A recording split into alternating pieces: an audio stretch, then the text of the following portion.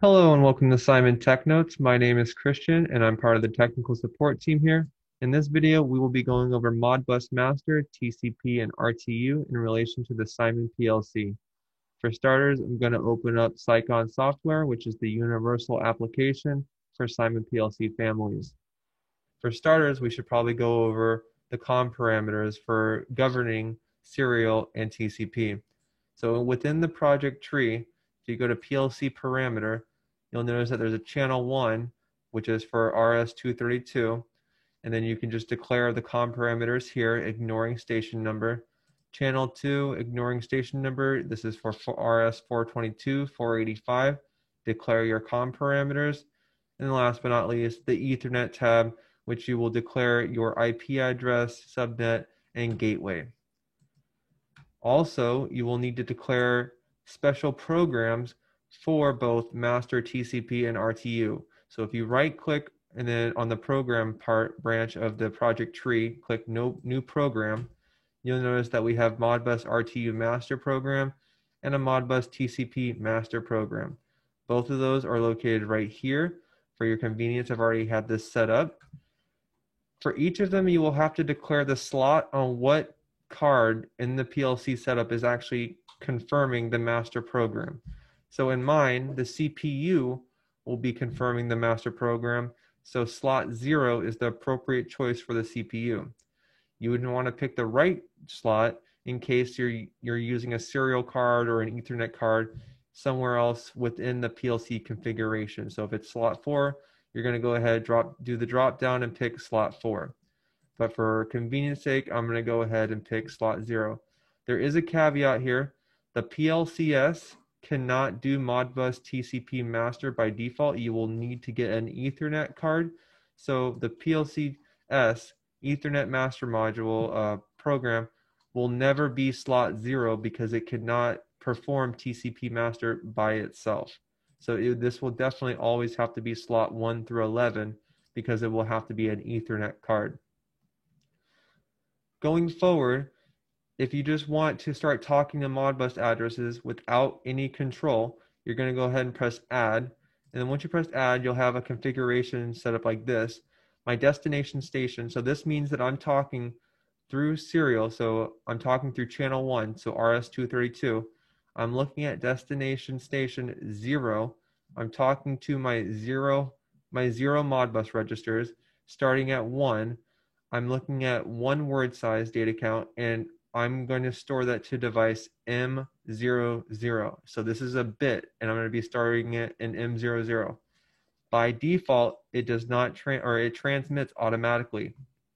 If you want to control the rate at which it transfers, you would want to check this box, and I'll go through later in this demonstration on what you would do if you do check this box.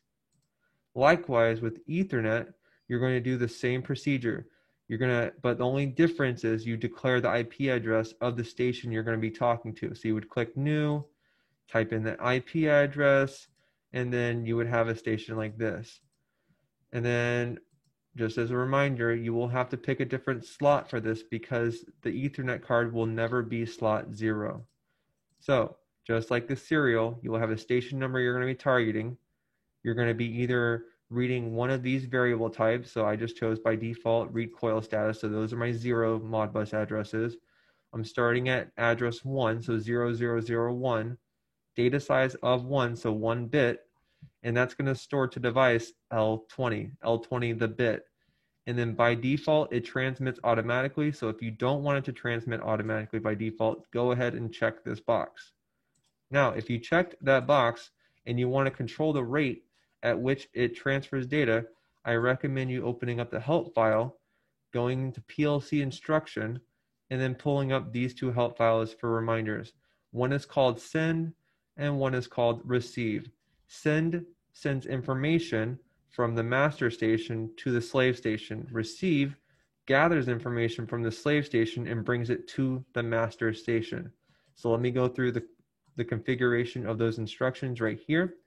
So if I were to turn on this button, I'm going to send data from this instruction to the state or the slave station. And likewise, if I activate, and I'll also be bringing in data from that slave station to the master station here.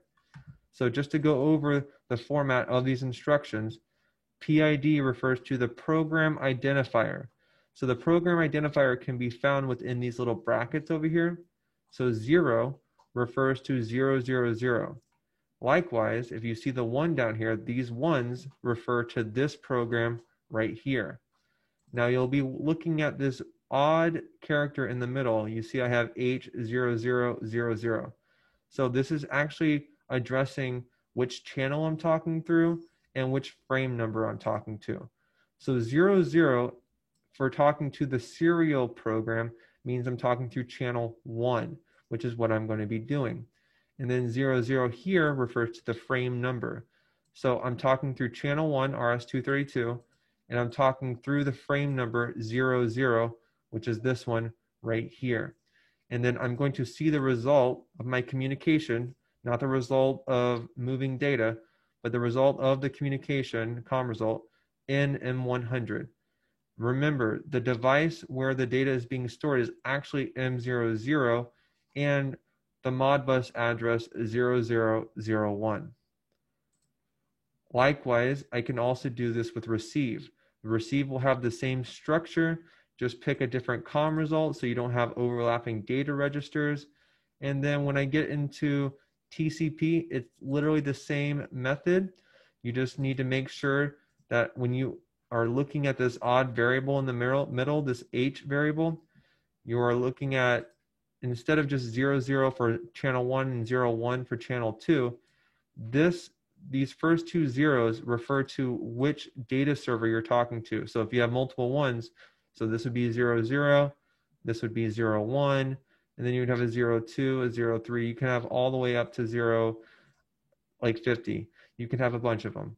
And then just as a reminder, you can find the send and receive notations within your help file if you ever need further guidance. That is it for this video. Thank you for tuning in.